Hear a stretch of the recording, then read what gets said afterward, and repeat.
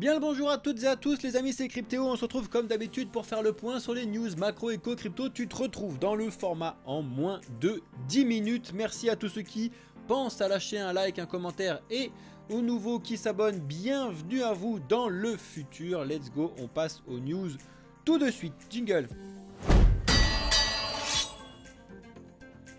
Tu l'as vu, lumière bleue, encore et toujours, oui, parce que le Bitcoin et les marchés en général hésitent toujours aux alentours des 37 500. On ne bouge pas, pour l'instant, pas de gros changements, grosse hésitation, du bleu, enfin du vert, du rouge, pas grand chose qui se passe sur les marchés. Par contre, on va regarder ce qui se passe niveau news, reste bien jusqu'à la fin de la vidéo comme d'habitude. Et juste avant toute chose, je veux revenir sur quelque chose que je vous ai expliqué dans la vidéo d'hier, comme quoi c'était important de faire des recherches. Et on avait pris l'exemple de ce projet-là, le Virtua avec le TVK. Je vous avais expliqué qu'il y avait un potentiel problème parce qu'il y avait un seul wallet qui détenait 58% de toute la supply. Alors je suis allé creuser un petit peu plus hier, juste après la vidéo, justement pour regarder un petit peu ce qui se passe. Et finalement, j'ai trouvé les bonnes réponses à mes questions. On l'avait vu hier, donc c'était quelqu'un qui avait, enfin Binance qui avait déplacé donc de Binance directement à un nouveau wallet fraîchement créé, d'accord. Là, on avait un problème comme quoi c'était pas sur Binance finalement, c'est tout simplement que c'est CoinMarketCap qui ne l'a pas renseigné parce que je suis allé vérifier et sur Binance elle existe bien, la paire en BUSD notamment, même c'est assez drôle, bref en BUSD elle marche un peu plus, bref on s'en fout, elle existe bien donc on l'a bien sur Binance, donc ça pour le coup ça c'est bon. Et surtout en fait il y a un changement de blockchain, un changement de token qui va se faire là le 2 décembre. Donc en fait ce qui se passe c'est que ça c'est réellement les fonds qui étaient bloqués sur Binance, donc il y en avait une chier en fait. Apparemment, hein, faut aller chercher un petit peu plus loin, mais pour l'instant c'est ça.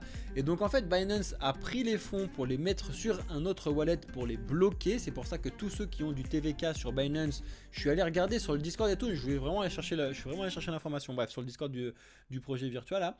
Et en fait, pour l'instant ils sont bloqués, les gens ne peuvent plus rien faire avec ce token là parce qu'en fait ils vont être en 1 pour 1 avec l'autre token, j'ai plus le nom, je pourrais vous le dire, dites-moi en commentaire si ça vous intéresse d'avoir le nom. Mais du coup, a priori tout va à peu près bien, c'est juste en fait l'effet de le bloquer pour pouvoir ouvrir l'autre token et l'autre blockchain, donc c'est important.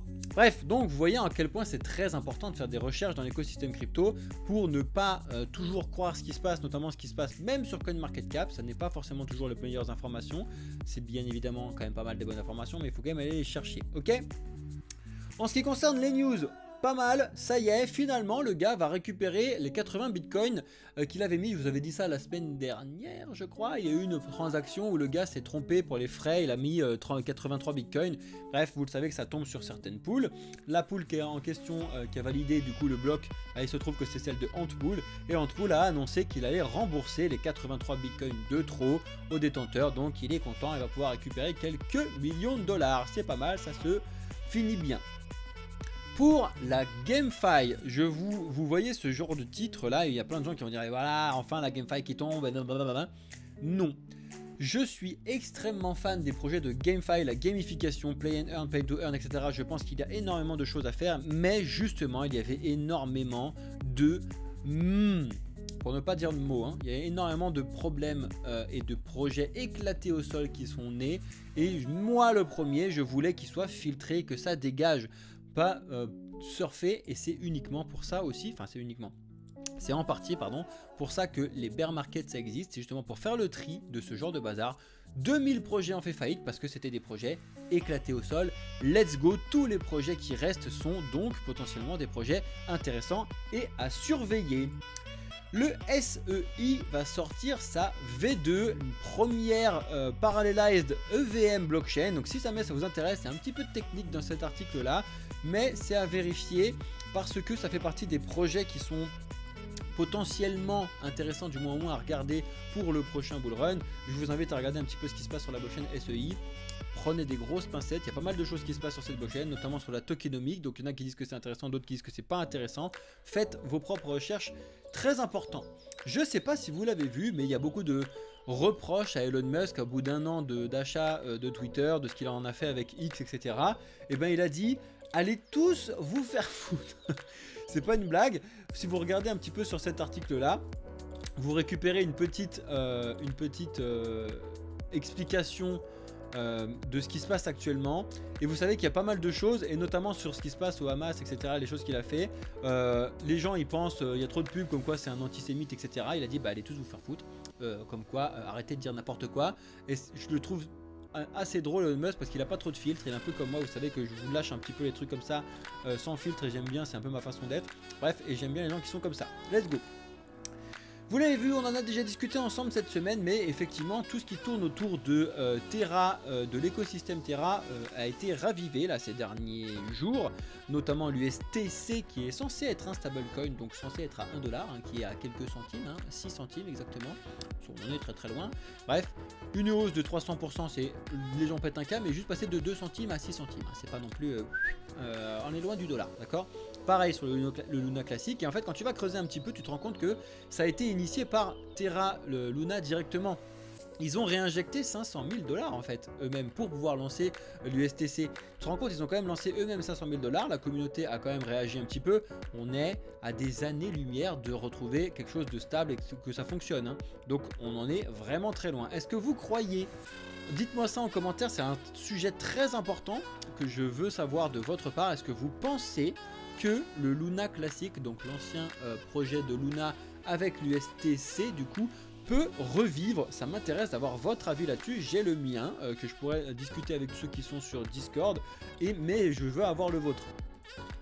On continue avec un rapport de la BRI qui pour le coup est assez intéressant, la BRI, la Banque des règlements internationaux, qui explique que potentiellement les banquiers centraux et les banques centrales se seraient mis dans la mouise toute seule avec l'idée des CBDC, donc des monnaies numériques de banque centrale, MNBC en français. Je trouve ça assez drôle, effectivement, c'est ce qu'on fait que de dire que c'est pas si simple que ça de faire tourner une blockchain, faire tourner quelque chose qui fonctionne et qui tourne bien, et que potentiellement il se serait tiré potentiellement directement une balle dans le pied, et que la balle dans le pied on va la voir nous, et on l'attend surtout dans l'écosystème crypto. Affaire à suivre.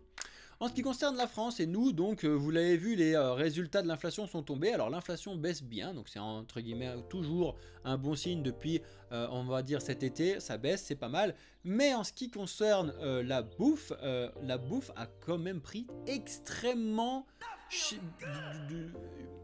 d'augmentation, et elle est devenue très très chère. Vous l'avez tous vu en allant faire vos courses, vous avez quasiment rien dans votre caddie et c'est 100 balles. C'est une catastrophe, et c'est pas une blague, ça a augmenté de 20 à 30% sur certains points, ça fait extrêmement mal, donc affaire à suivre. Wican, un projet crypto suisse qui peut être complémentaire du Ripple. Je vous invite à aller regarder ça si ça vous intéresse, un superbe article sur Coin Tribune. Que vous soyez suisse ou pas, ça fait partie des projets qu'il faut surveiller, qu'il faut regarder un petit peu pour savoir comment ça se développe, pour pouvoir voir comment ça fonctionne. Et on termine avec cette news extrêmement importante que je vous ai partagée dans notre Discord, dans notre Twitter/X. FTX a eu l'approbation de la SEC pour vendre 873 millions de dollars de la part de Grayscale, de Bitwise, de ce qui s'était passé suite à la faillite donc de FTX. Donc ça va faire quand même pas mal de petits bazars sur le marché, ça va faire des gros ordres de vente, mais bien évidemment il va y avoir des paliers, ils peuvent pas tout vendre d'un coup, sinon ça foutrait le bazar sur le marché. On a fini le point sur les news.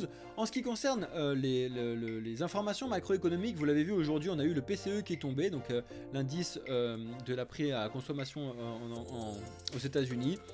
Bon bah écoutez, ce qui a été prévu a été respecté, donc pas de grande surprise. On baisse bien comme on a eu et comme on l'attendait, de 0,4 là. Ça n'a pas fait grand chose sur les marchés finalement parce que c'était attendu, donc affaire à suivre pour l'instant, ça se passe à peu près bien, donc on va voir ce qui se passe. On est voilà, 0% sur le Bitcoin, let's go. Et en ce qui concerne la journée, bon bah le SEI a un petit coup dans la tronche aujourd'hui parce que la news est tombée hier, et il y a grosse respiration sur certains projets, notamment le IOTA qui, vous l'avez vu hier, qui avait fait une grosse surperformance, STX aussi, le Clay aussi notamment, et du coup on en a d'autres qui continuent de monter un petit peu, ou qui, j'ai envie de vous dire, remontent par rapport à la baisse qu'on a eu ces derniers jours, donc on est vraiment bien dans le bleu, on monte, on baisse, on monte, on monte, pas grand chose qui se passe, notamment sur le Polkadot, le Theta, l'INJ, le Monero qui revient un petit peu, le Render qui remonte après être rebaissé un petit peu, le MNT aussi, le Tao.